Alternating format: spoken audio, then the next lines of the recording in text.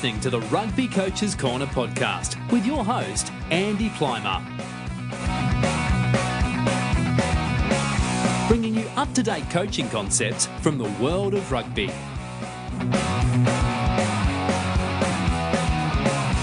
Sharing ideas to make the game better.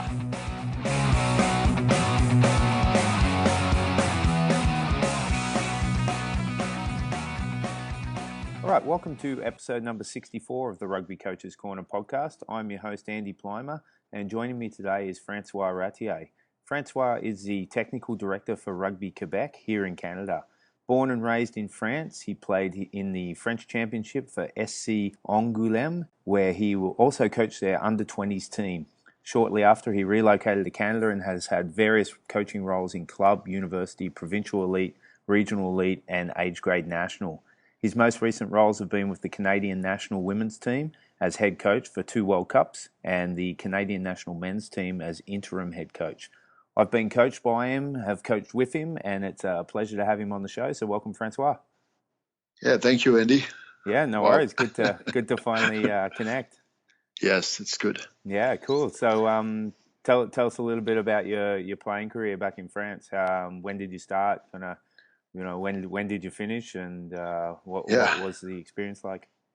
I was lucky enough to grow up in a little place where we were doing multi-sport. I was playing football, handball, rugby at school, and when I turned 15, they picked me in the rugby team at the local club, and after 2, I would say, quite successful junior seasons, I've been moved to the big city, what was Angouleme. They were playing in first division at this time. Now they are in Pro D2, what is great too. Okay. And I spent 10 years on the wing in the same club. Yeah. So I know the field pretty well. Sweet. And what was those early coaching experiences? What were they like as a player in France? What were some of your early experiences like with some of your coaches, and which ones do you remember fondly and why? It was a different century, Coaching was very directive, not very on players' development. It was more about you do what I tell you to do. So what I've learned from that is what I didn't want to do as a coach more than what I want to do. Obviously, I had some very, very good coaches around the team, but the environment was completely different than what it is now in the high level.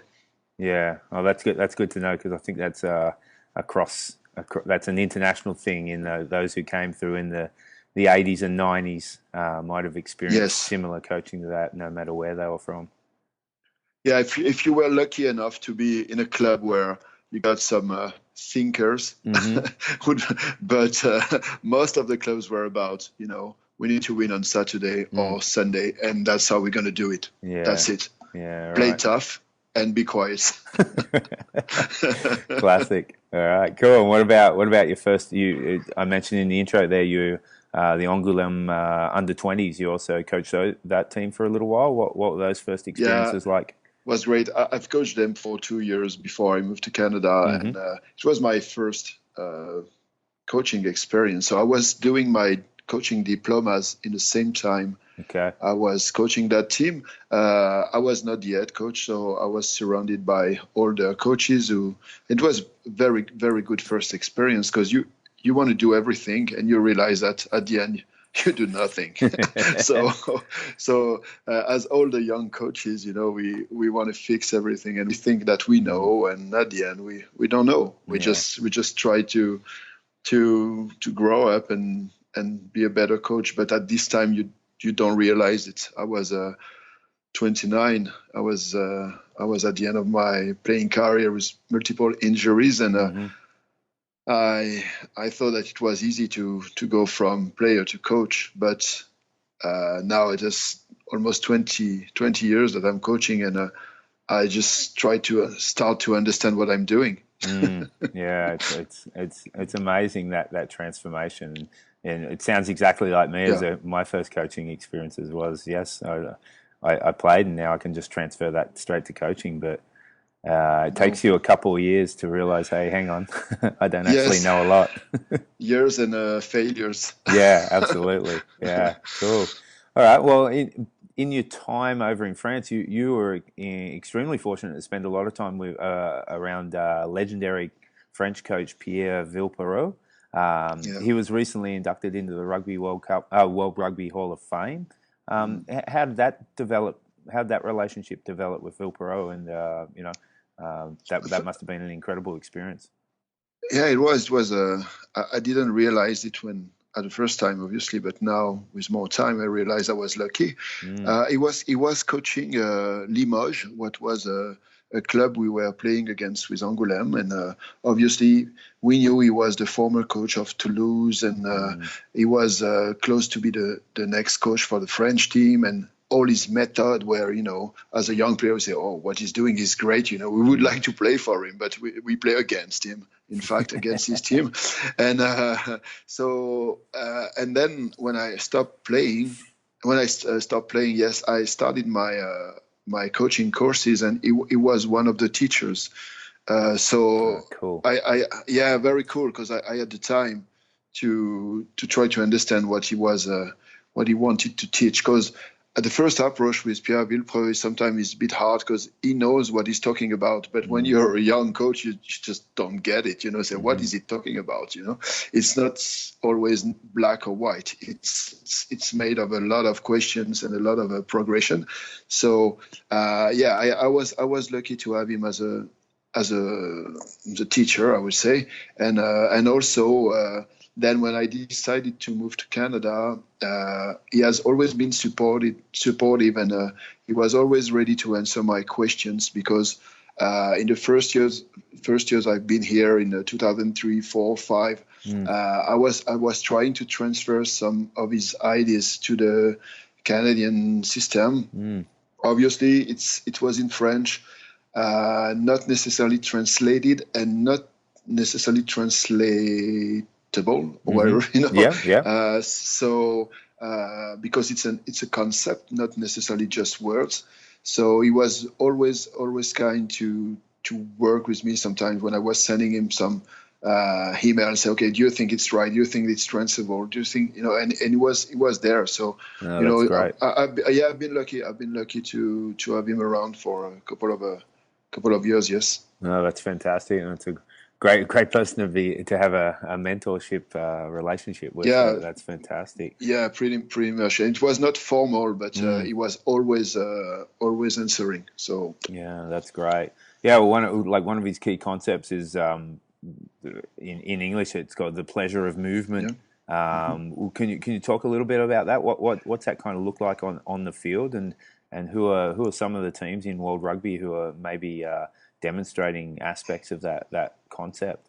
So there's one team right now, and it's not new. It's from a long time. It's the All Blacks. Yeah. I know, but there's no real enigma behind it, because Wayne Smith, who I would say transferred that concept to the All Blacks a few years ago, spent a lot of time with Pierre Villepreux. When Pierre Villepreux was coaching Toulouse, Wayne Smith was spending time with him, did that translation, did that philosophy, and adapted it to New Zealand. And the thing that the French didn't realize they had a treasure in their hands. The All Blacks realized it pretty quickly, and doesn't mean that Villepreux is at the base of the All Blacks development, because it's not the case. But his ideas really well translated and transferred by Wayne Smith to the All Blacks team. Yeah, and so this movement philosophy is based on there's no positions, there's just role. Okay, and any players should be able to make a decision. Doesn't matter his position on the field and his number is in the back. What in the past, if you were a prop, you could never touch the ball during the game and it was fine. Or if you were a 10, you were the only one who was able to kick. We know, you and I and all the community, that the game is at another stage now, fortunately. But Pierre Villepreux was one of the guys who was able to make people realize it. So he spent time in England to try to transform the English approach to a more moving game. He did that with New Zealand, South Africa, obviously with France. So yeah, he's one of the person at the base of that moving game concept. And well, firstly, it's quite ironic considering what happened in the 2007 World Cup quarterfinals with France, New Zealand, that New Zealand have now taken on this movement principle and have had so much success with it. Secondly, the concept of offloading is very prominent. Yes. For coaches looking to explore like this movement concept and how to bring it into practice and how to approach it, what would be some suggestions you'd give them? Yeah, so there's some very simple things to do. First is always work with an opposition. Always work with someone in front of you. You can make it as really with a soft defense or hard defense, but you need to work in front of some opponent because the situation will be never the same. And so the concept behind this is about supporting, it's about reading, and it's about anticipating. And it's also about applying the principle of play on attack. When we talk about go forward, maintain continuity, apply pressure, support, score tries. So all this approach is directly linked to these simple principles. So we'll be just organizing let's say 8v8 or 7v7, mixed backs and forward, going just on no breakdown, try to avoid the breakdown, try to keep the ball alive, pass and support the inside shoulder of your teammate. If you're outside the ball, stretch and open gaps. If you're inside the ball, support the ball carrier. It's all about this relationship between inside ball players or outside ball players and the role of the ball carrier. So really the concept is less about building phases, but more about staying on your feet for as long as possible and using your support around you. Yes, and anticipate. So it's a collective reading and collective understanding of what's going on. So if I'm the passer, I know I will support the inside shoulder of my teammate. But if I'm the guy who just passed the ball before, I know I will have to follow to make sure I'm supporting. So I can always anticipate what the ball carrier will do because I understand what he's doing. So that's why it's important to work not with position or number in the backs, but more with roles. And answering, for example, the simple question is, where am I on the field? And what is my role in relation to the ball? You know what I mean? Yeah. So am I ahead of the ball or am I late? Am I carrying the ball? Am I just behind the ball carriers? And there's no phases in it, and there's no, I would say, scripted decision. It's all about reading the defense and adjusting your decision based on that defense organization. Yeah, cool. One of the things I've stolen from you from seeing you coach a number of times is just the concept of the ball player and where they are in position to the defense, whether they're in front of the defense, in the defense, behind the defense. Can you talk a little bit about that, and what decisions kind of go with that, those three roles? So I would say when we are in front of the defense, I would say that's where all coaches could build their structure as they want. It could be a very complicated structure or very simple, direct structure. The challenge becomes when you get in the defense, where maintaining continuity is hard. And you got so many teams or so many players who give up early and go to the ground and just, where we should stay on our feet, try to offload, try to find support, converging. And then when we get behind the defense, then it's a more, let's say 4-on-1 or 4-on-2 to play again. So this in the defense, if I was coaching every day right now, I would spend a lot of time on it because it's the most difficult, the most challenging. But at the end, when you're able to take risk into that defense and bring more support around the ball carrier, it's very hard for the defense to stop this. Yeah. Okay. Great. All right. Well, changing direction a little bit there. You were, like I said in the intro, you were head coach of the Canadian national women's side for 2 World Cups. You took the program over in 2013, and then oversaw the team to second place in 2014, and then fourth place in the following World Cup. What were some of the big learnings for you as a coach during that time, and what did you take away from that experience? Oh, it was a good time indeed. To be Yeah. honest, Cool. we were in 2012. The program was not existing. Oh, wow. There were just one competition a year, which was the Nations Cup, and most of the girls were playing with the sevens program, and the other were about just on their own across the country. And as you know, the country is huge. Yeah. So I started at the Nations Cup in 2013, helped by John Tate at this time, who was coaching the sevens. And what I wanted to do first is to establish a strong culture. Because, as you know, what is a provincial or national team, it's not necessarily always the same player, but it needs to be the same culture and a very strong culture. At this time, I was fortunate enough to be surrounded by Kieran Crowley, who was the Canadian men's head coach, and Mike Shue, who was the general, the high performance manager, and both were from New Zealand, where this culture is very strong, and they gave me a lot of advice about how to build that. I had my own ideas, and it just confirmed it. So I would say on these 2 World Cups, and I think we've played around 40 test match. Wow. It was all about the team first.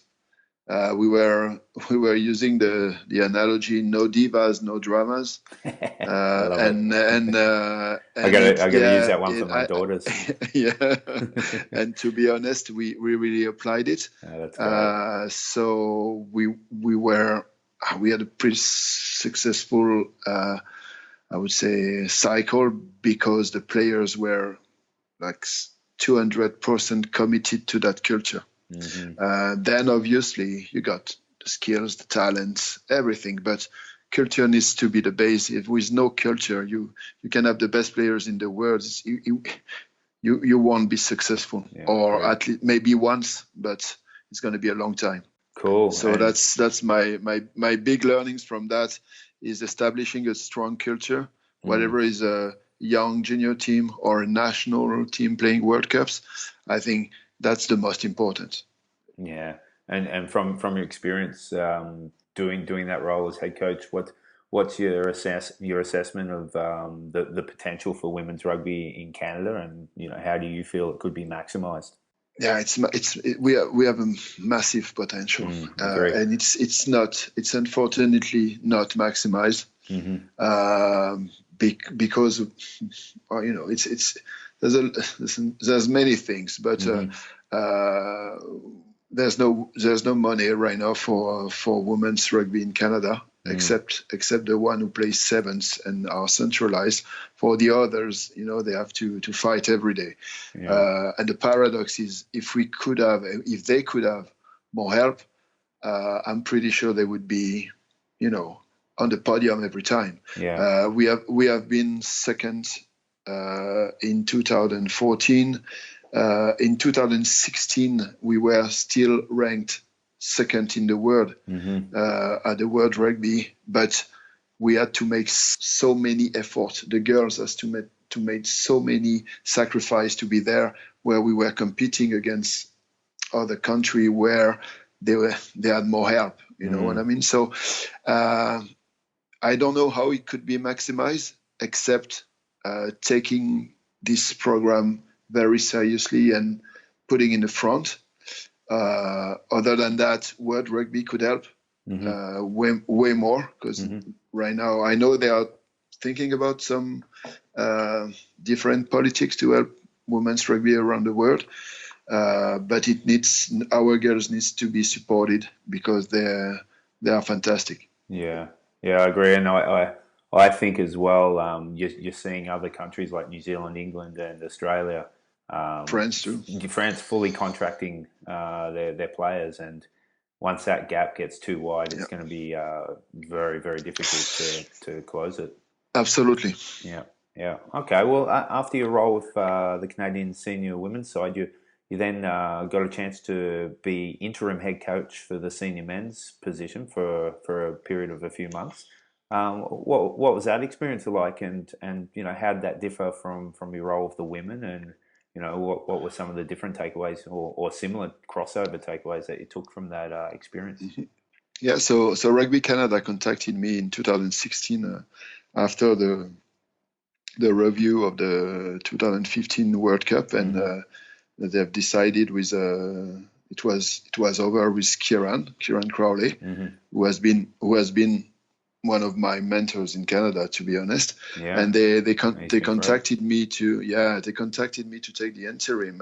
I was completely I was not ready for that, because I was coaching the women's, and it happens in the middle of a World Cup cycle. So obviously I said yes, because it's a fantastic opportunity, and it was an honor for me to do that. So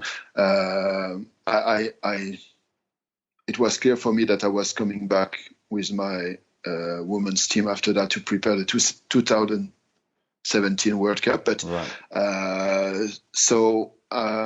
experience for that campaign with the men, we did the America's Rugby Championship. So obviously the former coach sent me the list of players. I didn't pick the players, he did before. I had 3 weeks to figure it out. So I contacted my colleague and friend Graham Moffat, who's coaching the Wolfpack in Alberta, and also Jamie Cudmore, who was available because he was post surgery on his neck, so he had a gap of 3 weeks that he could help. So Graham Moffat, Mike Shelley, Jamie Cudmore, Chris Silverthorne from Ontario, and myself. My role was head coach, and my colleagues were working on others part of the game. So we saw it as a collective challenge, not necessarily as, okay, I'm the head coach, you guys not. No, we took it as a challenge and said, okay, we are all together for 7 weeks.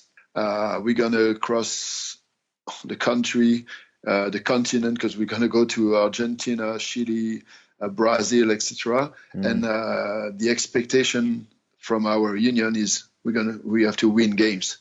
So basically, we got 2 weeks to prepare the team, or 1 week before the first game, and then we jump in it. So it was a fantastic experience for a coach, because you have to adjust to everything, adapt to everything, and in the same time generate some enthusiasm and some belief in the troops.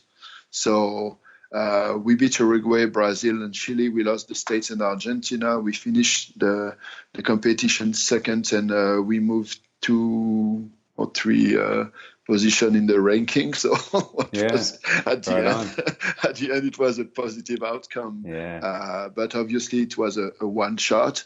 I can't say that we've prepared the future, but we've done what we have been asked to do, like keeping the ship on the ocean and keeping the house clean. Yeah, exactly. And I think, just thinking about the timeline that you had there, there's not a lot you can do in that time in terms of skill development, but there's a whole lot you can do around team culture and creating belief and creating a fun style of play. And during that tournament, I think we have capped 18 players. So great. 18 new players. Yeah, it's a lot on some key position. So obviously the RRC is made for that. So you got the other team are doing the same. Yeah. But in terms of a coaching experience, and it was about be able in a short time to adapt, but also to delegate, but also to trust and to work with a group of young coaches, because I'm not young, but I'm a young coach, as Jamie, as Graham or others. We were all, around 40 years old. So I'm 46 now, but it's still young. It's a young. We are. I know we are young coaches. So the danger would have been to try to do everything. Exactly. Where all of us had some specificity and some strength, and what we've done, and my role was to maximize the strength of the coaching staff to make sure that we were covering every aspect of the game and we were competitive, and it was all right. I think. Yeah, no, I thought it was great. It was a great job. And, we've done it, and then next, Yeah, awesome, cool. And like speaking of next, your current role now is technical director for Rugby Quebec here in Quebec, Canada. Can you tell listeners a little bit about your day-to-day role there, and what, for those who don't know, what the Quebec rugby landscape looks like? Yeah, so I started that position in April, and I've decided first before giving any direction, because that's what directors are doing, they're giving direction. I needed to know what was my community, or the community I was working for. So I've decided to go to every clubs. So senior men, senior women's, juniors, during the summer, to run session, but also to talk with players and coaches and managers, to have a better understanding on what they were facing in terms of challenges. I've also done in September, October, working with college, universities, and some schools, for the same reason, having a better understanding on where we are and what we need. So from the last 6 months now, I'm doing a bit of a review and starting to plan for 2019 with a better knowledge of the reality. And what is that reality for you from what you saw in those 6 months? Well, the reality is there's a league in Quebec in good health, where the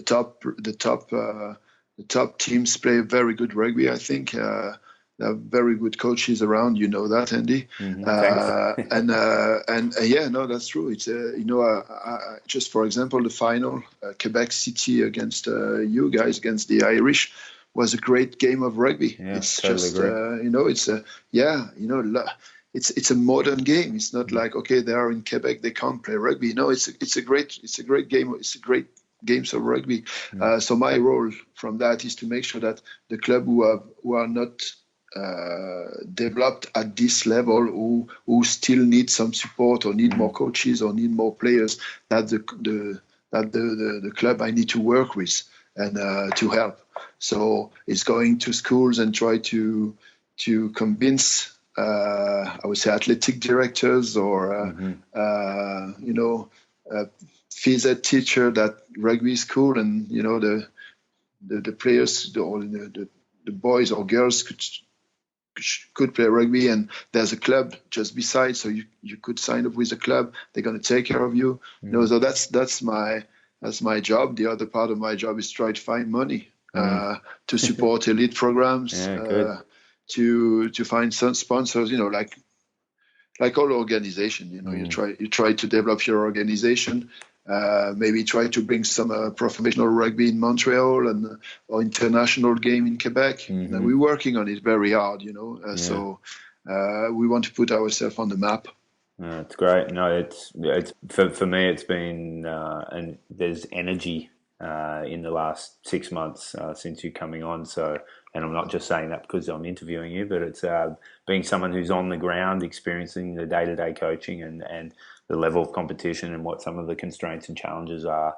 There's definitely a change in energy for the good. There's a certain level of excitement on the ground, which is great. Yeah, thanks, Andy. It's about once again, when I was talking about coaching the men's with a small group of coaches, we had to adapt, we have to adjust. It's the same here. We are not a lot, but as you said, it's a question of energy, but also capacity to adapt, to adjust, and generate enthusiasm. Awesome. Well, you mentioned one of the things you've been doing is going around the clubs and universities and colleges and running some sessions for you. We had you at the Montreal Irish, which was great, and the players were raving about it after the session. So, for someone, if someone was to come along and watch one of those sessions, what are they going to see, and what are some of the things that are going to jump out at them? Yeah, so it depends what the coach wants to cover, but basically, it would be just working on the core skills into games. So if we talk about support, continuity, we're going to talk about passing, offloading, playing against each other, then moving to a skill zone, and then coming back to the game to just put the skills under pressure. If we talk about tackling, we would do some very technical part, and then moving to the game again. So that's what they would see. They would see players playing on the rugby field with some feedback orientated on what we try to achieve. If whatever is defense or attack. And you used a variety of different balls and rules, those kind of things for our session. What's the philosophy behind that? I think modified games can help a lot to achieve goals. So once again, as a coach, the same for the colleagues. It's about what you try to achieve at the end of the session. If the topic is pass catch, it's going to be about pass catch. So you can't stop the game when someone misses a tackle. It's not the game. What you want to increase is how they catch, how they pass under pressure. So if you modify the game, creating some clear overlaps, it's going to generate more passing, for example. But also, if you change the size of the ball, if you do it with a tennis ball, now it becomes the same decision, but it's harder because you have to catch this tennis ball. So how do we catch? Okay, so we come back to the technical principle, targets, fingers forward, etc., etc. So you can do a lot of technique and giving them some keywords without being boring and slow. It can be very technical, but 3 minutes after that is going to be completely chaotic, and they will have to find out with this technique to respond in the chaos, and back to the technique and back to the chaos. I think it's a good way to learn.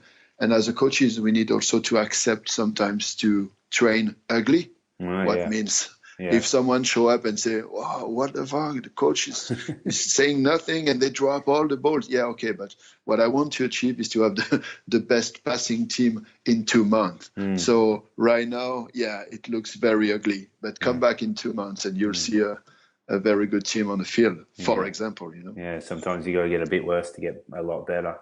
Yeah, because it's not about us; it's about the players. Yeah, absolutely. Yeah, I couldn't agree more. All right, well that's great. Great way to finish the show. We always end the podcast with the same final 4 questions. When you were a kid growing up in France, who was one of your favourite players to watch? Okay, so my favorite player was Serge Blanco. He was the fullback of the French team. Yeah, of course. But the paradox is John Kirwan was also one, and David Campese too. Oh yeah, you're talking my language now. That's great. Yeah, I know, but they were the wingers I wanted to be. Yeah, but they were way better than me. Way better than most. Yeah, cool. And what about now? Who are some of the favourite players you like watching now?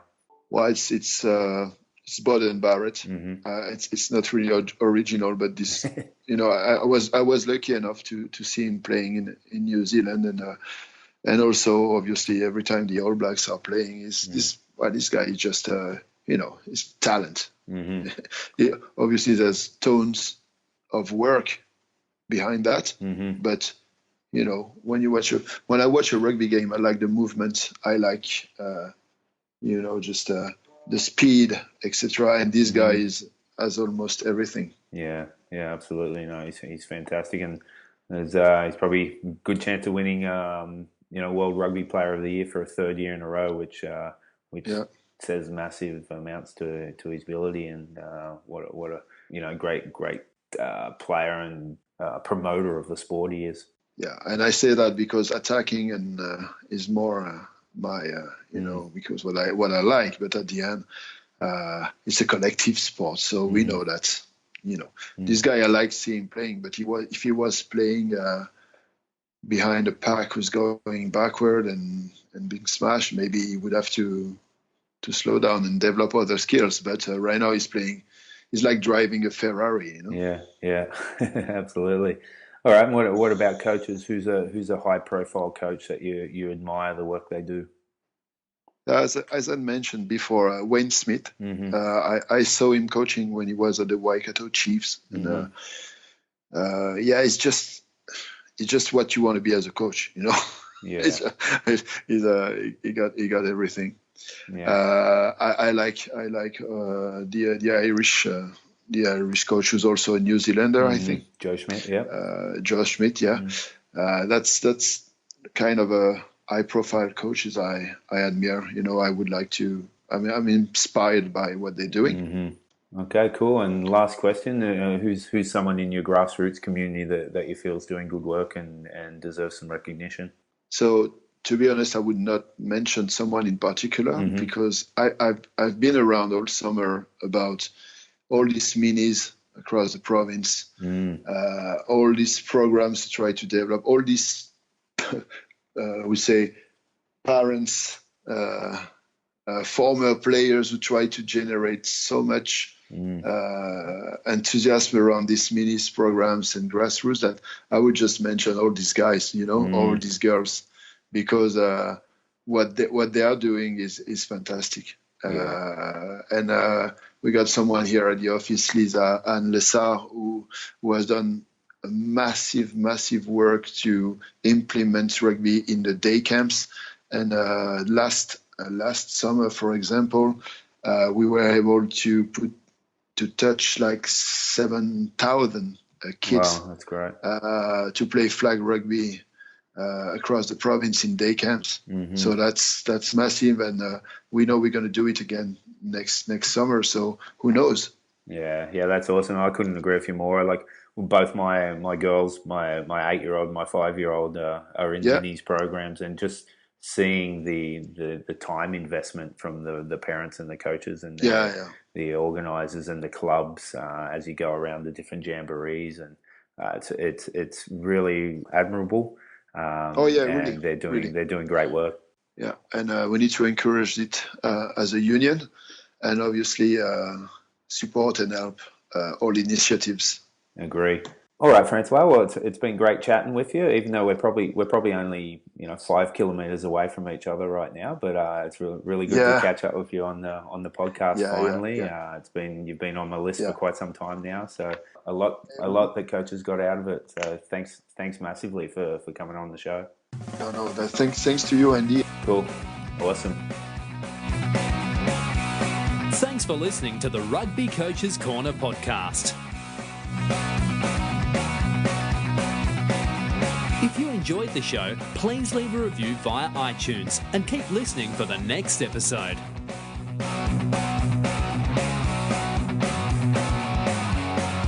You can also follow us via Twitter at Rugby Coaches CNR or via the website therugbycoachescorner.com.